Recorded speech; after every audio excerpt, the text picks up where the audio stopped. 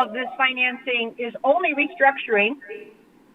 I guess to the extent that you're stretching out existing debt and trying to minimize the cost of it, you want to do that in as low an interest rate environment as you can get, because there will be a cost of stretching out debt that only went out 10 years, and now we might be going out 13 or 14 years with that original piece of debt. And so, just again, so I understand, that interest rate, the current interest rate, then would be locked in? Yes. Okay. Yes. Thank you. Marcus? I guess my question is a little bit more plain English. It sounds like we're paying $136,000 in today dollars to do exactly what for the citizens of Sheboygan? Okay, what you're doing is you're managing the difference of where the combined tax levy is going to go. If you were indeed to issue $4 million over these 4 years for capital projects, and the difference would be the highest point on page 4, where you would look to the year 2026, and you're at $4.9 million. Every year your levy goes up when you issue debt. If we didn't do anything at this point, and we just went forward with your 21 CIP, then we go back to page 2. Carol? Yes? This is Todd. I guess another way to help Marcus understand is when you reference the 4 million, that was a model that you and I put together, basically looking at the next couple of years in CIP. If we estimated at a $4 million spend in CIP year over year, this is what it's going to look like, respectfully. Am I correct? Can I jump? I think I can add some clarity to my question then. So how will, if we were to do this proposed thing of $4 million borrowing over the next 3 years in 22 through 24, and our debt service goes up to the highest of $5.6 million in 2026, what would that look like to the average taxpayer in Sheboygan versus with this new plan? But Marcus, I guess your question's a little bit different. The issue is what Carol and I are working to do is that we're trying to balance the cost to the levy, which allows us to manage our operating cost. Our operating cost, our revenue continues to drop, and we have to be very careful in the year over year of dollars going from the levy to pay our operating costs, to pay our bonds. So when you look at that, that's where we're trying to kind of balance it year over year versus having those spikes that Carol showed you in some of those pages where it went up to like 5.9 and things like that. The city can't continue to have increases in CIP and increases in operating costs to pay the GEO debt year over year when our revenues continue to decrease. Would that be correct, Carol? Yes, that would be correct. And one of the reasons why the existing city purposes debt does have that high of a annual combined levy is because the city does use 10-year notes to fund its CIP, and the more, if you did that with a $2.5 or $3 million debt every year, you may not see those kind of spikes develop. But when you get into doing $4 million, $5 million each year, it becomes more and more difficult to keep that debt within a 10-year amortization without that happening. I mean, your debt becomes a little bit heavy with that much issuance. And as you can see, even from the schedule that's up here in 22 and 23, you see how it starts off your issue in 22. You're in the 250,000, 270,000, and then look at where your last 2 years are, where the call features are. You're 900 and over $1 million. See, because again, it's very heavy on the back end. You can keep doing that. It's just going to put more pressure on that tax levy number. That tax levy requirement to tax forward is going to be greater and greater every year. So it really comes down to, how you want to manage that levy. If that's an acceptable number to be at that, 5,000,006, with even this type of a structure continuing, then that would be what you would expect to happen. If you do want to lower that number, then the advance refunding is the tool that allows you to lower that number. And either way, you're stretching your debt out if you refund with advance refunding, or if you wait in the future and you do it with current refunding. The whole goal of the refunding would be to stretch it out if you do want to bring down that combined debt service number. Except, and Todd, so what I'm trying to understand, in 2028, when our borrowing costs and I'm looking at page 4, down a bit, so what would be your plan for, thank you, 2028, all of a sudden now, we're losing quite a bit of money instead of saving it. Would that affect borrowing capabilities in 2028, or would you just be kind of waiting to see what would happen? Do you see what I'm asking? Chair, I believe I understand what you're asking. I believe that to answer that question is what we are planning on doing is having a better balance sheet by that time. Right now, we're focusing on being able to increase our operating costs so that we can afford additional debt, because we know that year over year, and that's where, the team and I, Daniela and, Carol, when we met, we talked about different models if we were to look at $3 million or $4 million of CIP, because it's traditional that the city borrows, in that range, and we wanted to know how is that going to affect us moving forward, because we did take on some larger projects, as we know. But we also know that, using the last couple of years as an example, that we've lost, and put the pandemic aside, our operating costs continue to rise year over year. So obviously we can't keep increasing debt and have our revenues continue to decrease. So we're trying to balance it and then come up with a better plan moving forward and how we're going to be able to control that. So by doing what we're doing, by advancing some payments to pay some of this off, as Carol had talked about, looking at a model of $4 million, you saw that it actually softens the year over year of payments. And that's what we're recommending at this time to allow us to better review the years coming, because we do know from a facilities management and obviously our roads and just internal operations, there's some investment that the city's going to need to review, and we're trying to set the stage to be able to do this as best economical, best stewardship. I hope that answers your question. Yeah, and for me, it basically comes down to this just intuitively doesn't make a great deal of sense to me, but I think it's because I don't really have a sense of the full picture and the forward-looking picture. So from my perspective, my trust is in you and your analysis and Carol's analysis, and so I'm comfortable with this. It's just it's not as interesting or as comfortable, I guess is the word I would be looking for, as stuff that we've done in the past, if you understand what I'm saying. Yep. Well, the decisions in the past were much easier because of the fact that we were looking at just refunding, or to reduce our interest percentage. Though that's an easy win. Looking at this, when Carol and I first were looking at it, we were looking at these were items that we wanted to roll in the future, but it didn't make sense to wait for the future for the call feature. So that's why we decided to go with the taxable, because the interest rates are so low, the taxable or non-taxable didn't make a difference.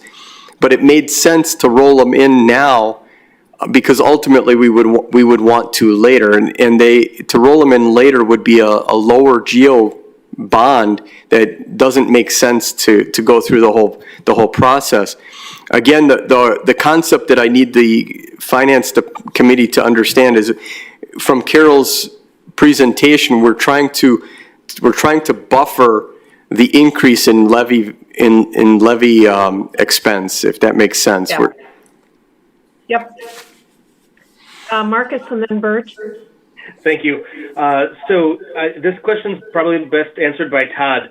Are you trying to hold our ability to not raise taxes anymore while still getting all of the operational expenses through and paying this additional debt, and that's why you want to spend $136,000 today to spread that out over the next couple of years?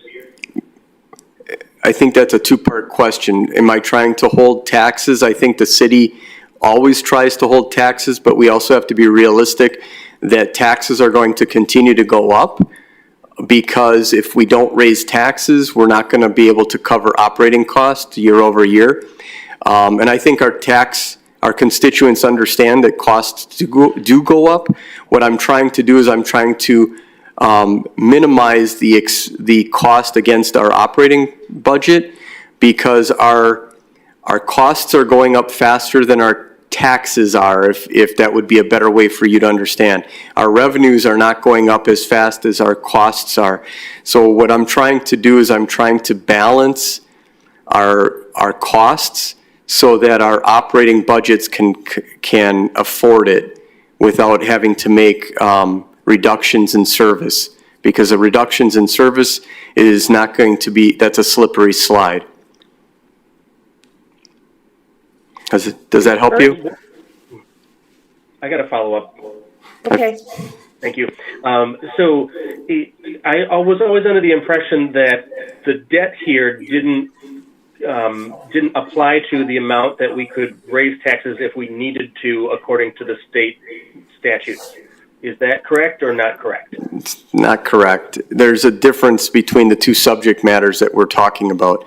We have our debt that goes against our operating cost, our levy, but then there's our operating cost, so we have to be careful with that. But we have our revenue.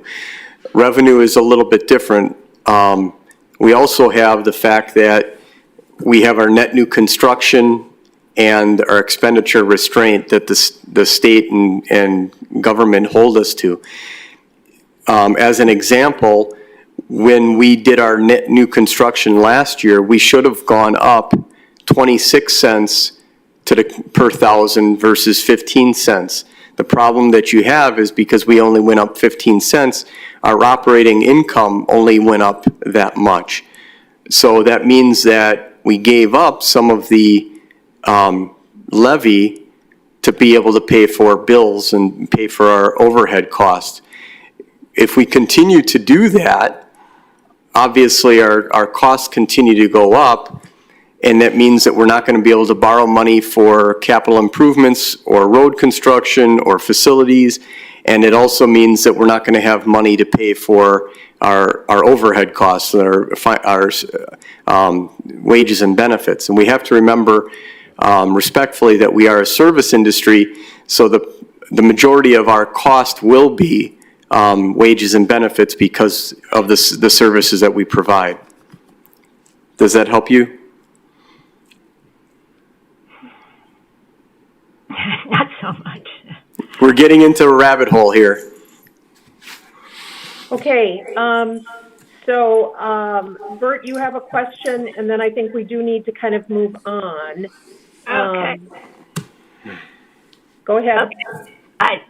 It's actually two parts. I have heard the term operating costs. Is that day-to-day expenses that the city has aside from capital improvements? Is that what you say when you say operating costs, and that's back to our levy? When I look at the annual budget, I look at operating cost, everything that is coming out of the revenues that we have. So We have our wages and benefits, yes, but if you look back at what Carol was showing us, we have our geo debt that comes out of our levy. So what we don't want to get into, and we can sidebar this and talk about this further later, what we don't want to do is give all of our operating costs, or the amount that we use from the levy, our general fund, we don't want it to all be going to pay our debt, because there's wages and benefits, there's, each department has their budgets, kind of concept. Okay, let me interrupt. When you say operating costs, do you include the GO debt? Yes. The payment on the GO debt is included in operating costs when you say operating costs? Yes. Thank you.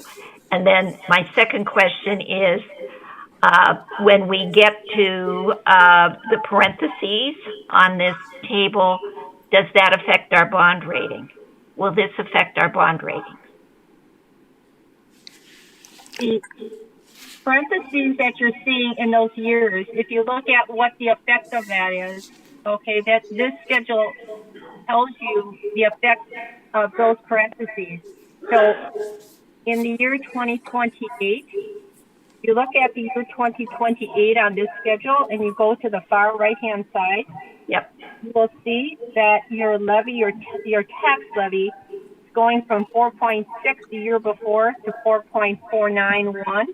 Right. Okay, so what this demonstrates to the rating agencies is the city's ability to issue debt, as it has in the past, as 10-year notes on a capital improvement plan of, at this point, approximately $4 million a year, and stabilize the tax levy so that you have a declining tax levy. So that is a positive thing. If you did not do it, you go back to page 2 and you look at that same year, right? And that year is a 4.1, which is favorable, but look at what's happening in the years above it.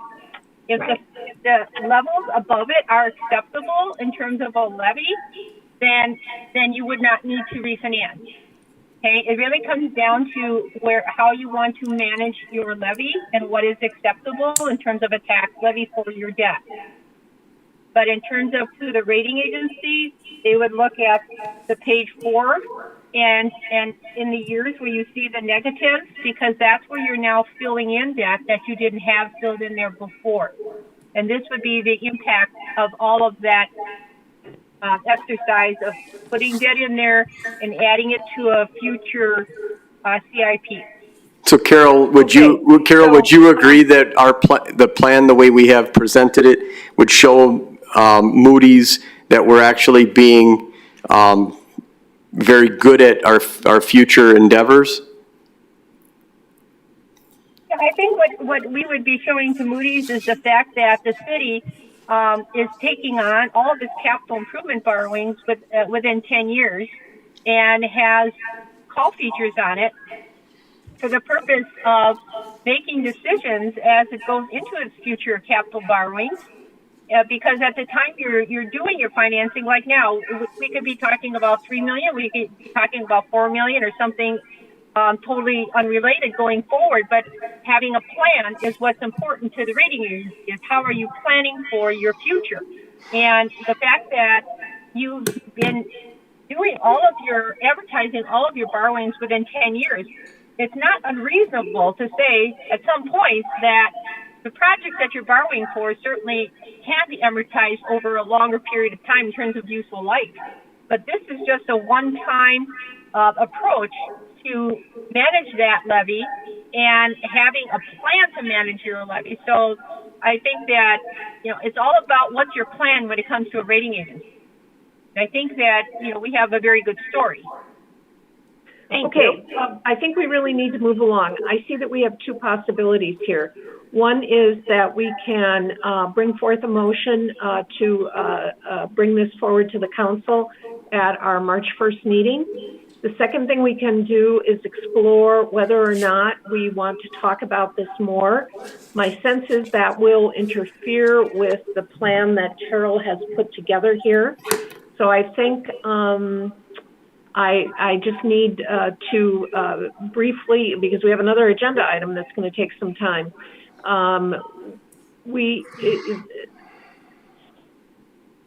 Quite frankly, I think that this is a new concept for us. And Carol, I always appreciate your explanations, but I think that the material is quite dense and is counterintuitive. So committee members, and Todd, let me ask you first, what harm do you see in us perhaps getting a more simplified description of what this is and taking a little bit more time, or is time of the essence and we really need to move forward? I believe I'd have to ask Carol if this can hold over for additional discussion. I guess, it's potentially partially my fault that we've muddied the waters, because I was the one that asked Carol to present more of a model where we looked at 4 million as a potential spend year over year for the next couple of years, trying to show the committee that we are being strategically planning for future spends in the upcoming years and how this would be affecting us, because I think that that's something that we all need to better understand.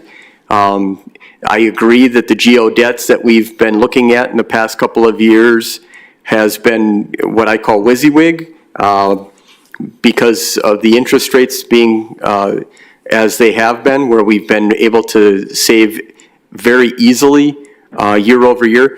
So I can only ask that the committee respect the program that we put forward. But if Carol, if you feel that we can wait several weeks for them to go through this again, I guess I need your guidance on that, Carol. Sure. Well, if we were to wait, the presentation tonight would allow us to stay on the same timeline as the city's capital improvement borrowing, so that everything would be in the same rating process, same official statement. But if we were to wait a couple of weeks to review this more, the financing can still take place. It would just take place as on its own separate timeline, with its own separate official statement. The rating process would be very short, but and that's really what would happen between moving forward with it on this timeline. If we didn't, then we would be talking about a separate debt issuance whenever that becomes the timeline that is comfortable and answers all the questions. Okay, so at this point, I am willing to move forward just as a committee member.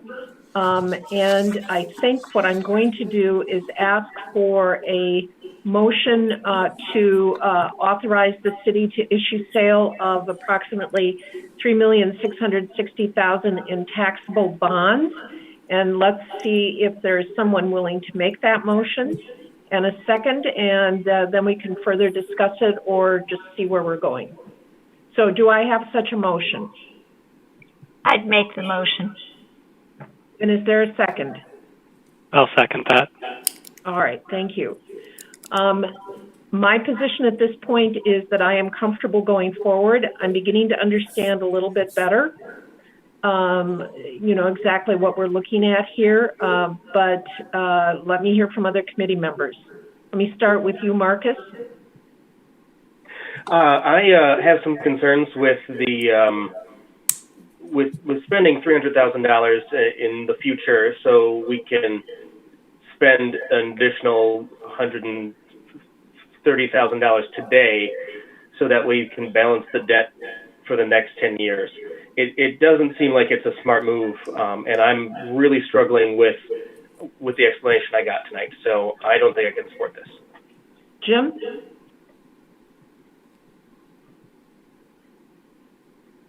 You're muted. Jim, you have to unmute yourself.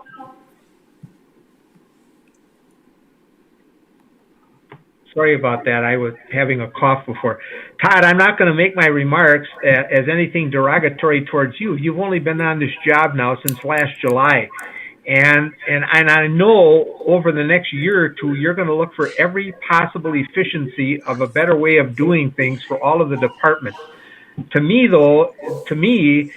by doing this, we're taking I guess we're excusing ourselves for additional, we're saving on, these costs, but, I guess it gives us, I guess I'm trying to say is that it just gives us, another excuse to continue spending money the way we have been in all the various departments, and I'm uncomfortable with that. And again, you're new to this job, and I know your evaluation of all of the departments going forward, you're going to look for every last dollar in efficiencies and a different way of doing things. But I'm somewhat uncomfortable with this for that reason. Trey, is there anything you'd like to add?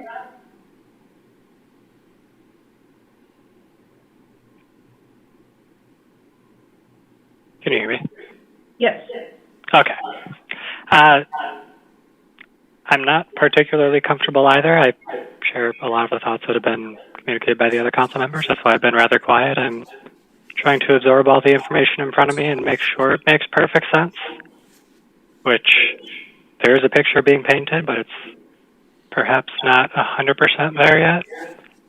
The biggest thing for me is if we could get a short, clear A to Z explanation at the full council meeting, if this moves on to that, of exactly what's going to happen, what the future implications are, what they are if we don't do this, that would be appreciated. Okay, thank you. Bert? I am in favor of this. My caveat is this is a whole big elephant to swallow, and we never got small pieces along the way, and I don't like that no matter where I am. However, I understand the concept of advanced refunding. The fact that interest rates are so low right now makes a lot of things very palatable because of the interest rates.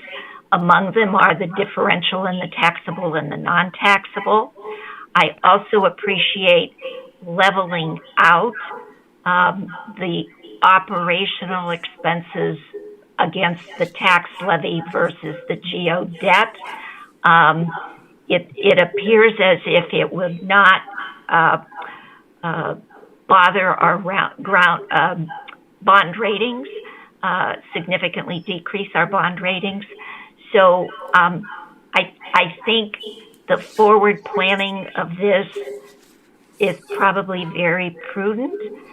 However, I think the lesson to be learned here is you can't just bring an elephant on a committee. You just can't keep doing it.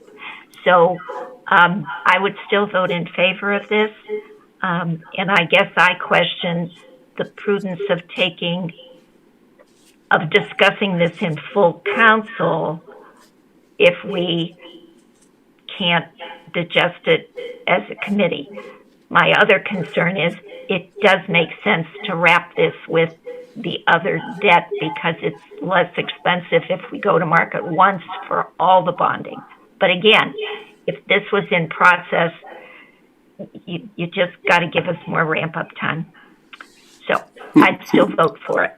Chair? All right. Chair? In the interest of, yes. I just wanted to make one real quick question just to help everybody.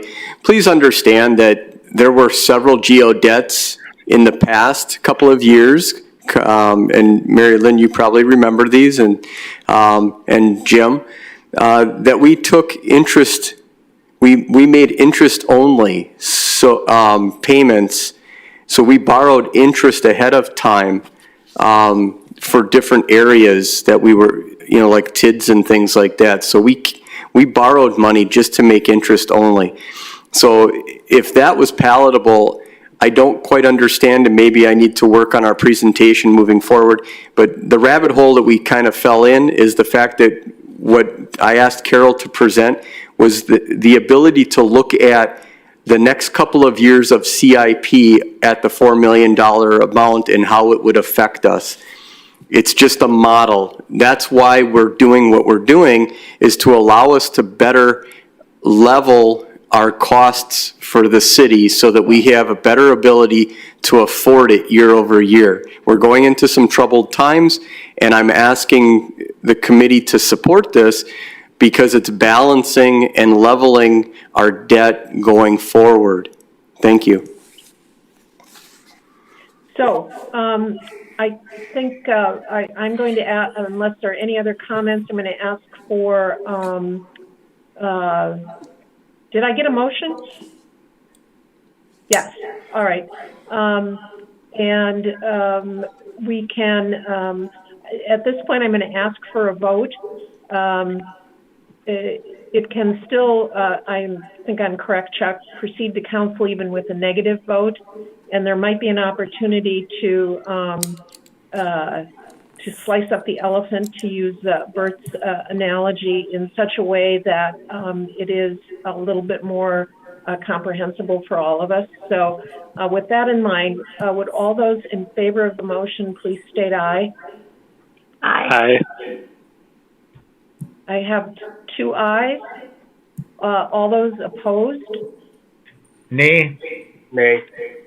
All right, and chair votes aye. So we have a 3-2 vote. And what I would suggest is that, and I don't know just how chunky our agenda is going to be on March 1st, but if we can have perhaps some, and Todd, you and I can work on this, perhaps just a clearer presentation of what's going on, because it is a new concept for all of us, and we'll take it from there. How's that? Everyone okay with that? Yes. Okay, very good. So I am going to go back to 3.5, which I had mixed up previously, but just not a good day for me. This is a resolution approving the investment policy for the city of Sheboygan. Todd, do you want to go ahead with that? Thank you, Madam Chair. 3.5 is brought forward for the committee to review. In assisting Daniela and the finance department, I took over the comptroller responsibilities, and in doing so, it was brought to my attention that the policy that we had in place, our investment policy, dated back to 1995. And for those of you in attendance, I think that's a very, very, very, very old program and policy. And so the first thing that I did was get Chuck and Thomas involved so that we could update it. And in meeting with our investment groups, we started to look at what do we need to do as far as with the economy the way it is. And I'm asking that we follow state statutes, and as the policy is written, it gives us the ability to expand if needed. Again, it's an as-needed policy, but it gives us more flexibility in the market to find ways to make the city some money during an economic downturn. So I'm hoping to get support in this. It has been vetted significantly, and it fits what our banking organization and our bonding association feel is needed to be economically viable in a poor situation like we are today. If you have questions, let me know. Questions for Todd, or Thomas, or Chuck, whoever is going to be taking them. Marcus? Thank you, Madam Chair. I just want to know, is there any risk of us losing money with any of these programs? We've been losing money since the economy went down. So please understand that when interest rates go down, the ability to make money in the market goes down. So again, they can call it when the interest rates drop. They can call it and cause us to lose investment. But we need the ability to be flexible with whom who we're bonding with, who we're working with, and the length of term that we can go out. So obviously right now in the market, as you guys probably know, if you can go out further, there is risk that you're tying money up, but there's risk staying in a short market because there's no money to be made in a short-term market right now. And we're talking, I mean, if we can borrow money at less than 1%, the ability to make money in a poor market like this is less than 1%. So again, this is looking at state statutes. It's also looking at, where we were in 1995, which is a lot different than where we are in 2021. Again, it's a policy for us to follow and manage the investments that we have. Person Donahue, can I add to that? Thank you. Sure. We are so constrained in state law in what we can invest in the first place. We cannot buy GameStop stock whether we want to or not. Is there the possibility that what we can invest in goes down? We're basically limited to investing in bonds from entities that look like us. Is there the possibility that we invest in a bondholder that doesn't pay doesn't make their payment? I mean, that's always a possibility. Anytime you don't stick money in your mattress, there's the possibility someone doesn't make the payment they're supposed to, or the bank folds, or any of the things that can theoretically happen. And if you stick your money in your mattress, it's possible your house burns down. So there's sort of risk regardless of which direction you go. But as state law very much constrains how much risk we can take on, even if we wanted to be very, very risk acceptant in that investment policy. All right, Bert? I don't see very much reason for us to be more conservative than the state of Wisconsin is. So I am quite willing to match their criteria. I also think that having an investment policy from 1995 is very offensive. So we should do something about it because we should review it every 5 years, minimally. So I would move that we adopt the investment policy as proposed. Very good. Is there a second? Second. All right. Any other discussion? I have a question for Thomas. Thomas, I'm reading here that I guess the maximum we can have at a bank is FDIC, so that would be what, $225,000 would be the max per financial institution. $250,000. And then the other, can you go into the statutes a little bit of exactly what we are allowed to invest in? I presume it would be CDs. What else does the state allow? Absolutely. So I believe FDIC limits are $250,000. I believe it's $250,000. Yeah, it's $250,000. It's $250,000. Yep. Okay. And what we've done in the investment portfolio or in the investment procedure is we talk about keeping the average balance within that FDIC insurance limit. So when we're making payroll, you can end up with a lot of money moving in and out as we're trying to make sure that our checks don't bounce. When a lot of the things that the city buys as an institution are quite expensive. And it's not unheard of for us to be writing a check for more than $250,000. So what we're trying to talk about is the average, sort of the average daily balance, keeping it within that insurance limit, recognizing there's going to be a day or two here or there. I mean, we're significantly higher than that as we've got to set up for those things. One thing the finance department has done is they've gone to monthly check runs. So again, when you're setting up to batch process those checks, there is more exposure there, but you're also limiting the amount of time that you are so exposed. Let me pull up the relevant state statute on.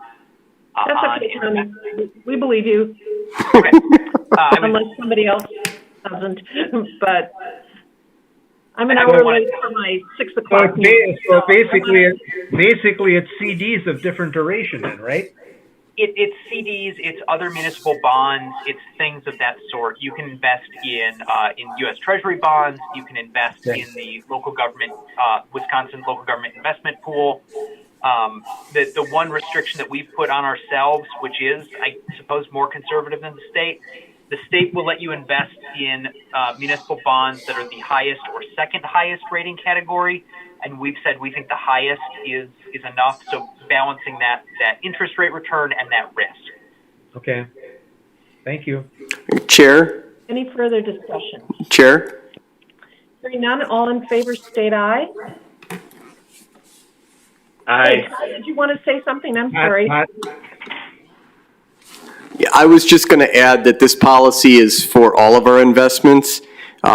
Presently, we have investments through Wisconsin Bank and Trust where I move money almost daily for operating costs.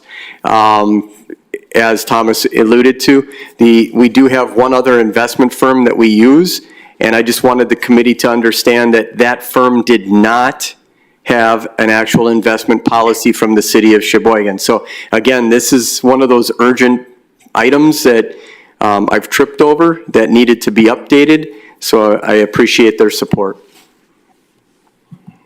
All right. If there's no further discussion, all in favor state aye.